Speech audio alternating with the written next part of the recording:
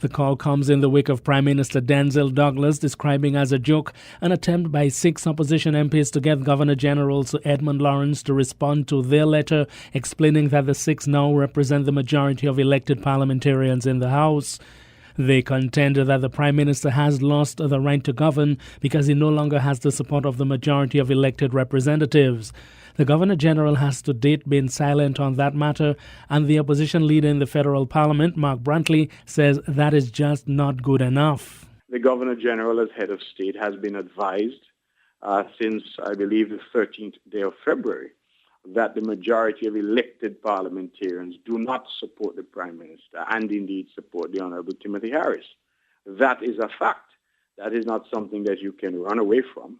His Excellency has chosen not to respond.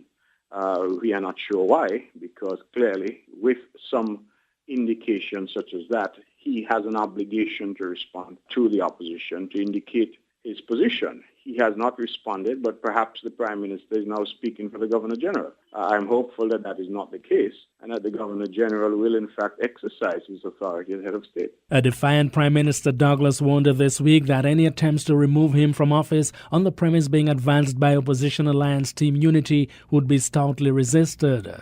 This nonsense about some people being elected and crossing a floor, and then because they are now a majority, they claim, of elected representatives on the opposite side, that the Governor-General must respond and appoint one of them as the new Prime Minister. It's a joke. It cannot happen in St. Kitts and Nevis. I want to repeat that cannot happen in St. Kitts and Nevis. No Governor-General is constitutionally empowered to take that action. And if that action is taken, the Labour Party will demonstrate who is in charge and who really has the majority of support in this country. According to opposition leader Brantley, the Governor-General should address the matter in his capacity as head of state. Brantley insists, despite the opposite view held by the Prime Minister, that the Governor-General has a role to play in the current impasse. Well, I don't know that I agree with the Prime Minister. The reality is that the constitutional mandate on the Governor-General is for him to appoint as Prime Minister the person who, in his opinion, commands the majority of support of elected members.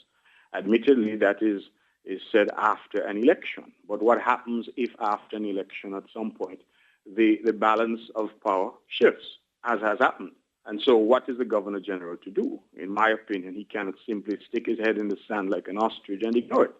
And if indeed his view is that he cannot now remove a Prime Minister who does not command a majority, then he ought to say so, not have the Prime Minister speaking for him. That is unacceptable. The Prime Minister also contends that his Labour Party won 60% of the popular vote in the last election in 2010 and says he won't allow the SKNLP to be pushed aside because 2 of his former ministers are dissatisfied with his leadership. Mark Brantley is challenging the Prime Minister to test that support in a conclusive manner. I'm Ken Richards for the Win Weekender.